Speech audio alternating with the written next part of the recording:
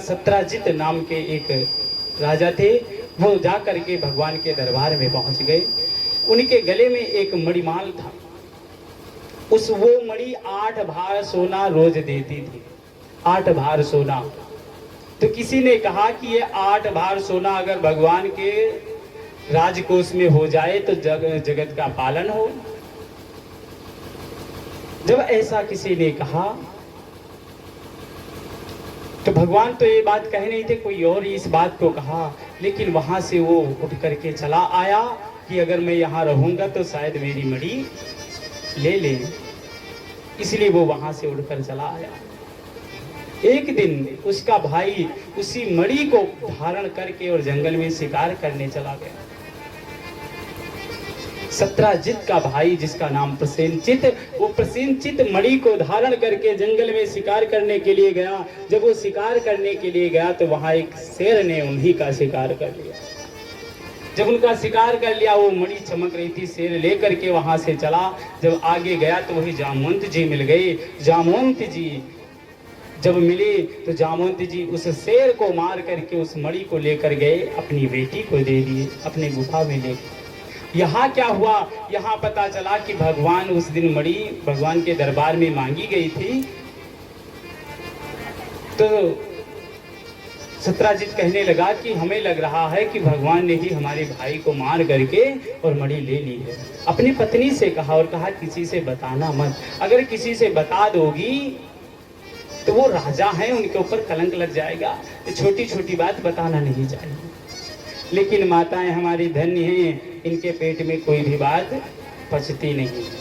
से ही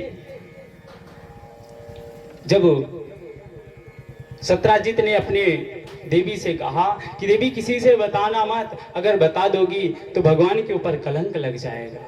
लेकिन उनके बाद पसने वाली का एक दूसरे से कहीं दूसरा तीसरा पूरे नगर में फैल गया कि भगवान कृष्ण ने ही प्रसेनजित को मार करके मणि ले लिया है। जब भगवान के सर कलंक लग गया तो भगवान उस मणि की खोज में निकल लिए। जब मणि के खोज में जंगल में निकले तो क्या देख रहे हैं, रथ टूटा पड़ा हुआ है और प्रसेनजित की कुछ अस्थियां पड़ी हुई हैं, बिखरी पड़ी हुई हैं, किसी बाघ ने उसको मार दिया है। और वहीं से बाघ के पंजे का आगे जाने का निशान था। उसी निशान को देखते हुए भगवान जब और आगे गए तो क्या देख रहे हैं, वो शेर भी मरा पड़ा हुआ है। वहां से किसी भालू के पैर का निशान है। उस भालू के पैर के निशान को देखते देखते वो एक गुफा में पहुंच गए। उस गुफा में क्या देख रहे हैं, एक भालू की पुत्री उसी मणि को लेकर के और खेल रही है। उस मणि को जब देखे भगवान कहे मणि हमको दे दो। जामवंत ने कहा कि देखो अगर ये मणि तुमको लेनी है तो पहले मुझसे युद्ध करना होगा। अगर तुम युद्ध करोगे हमसे जीत जाओगे तो मणि देंगे।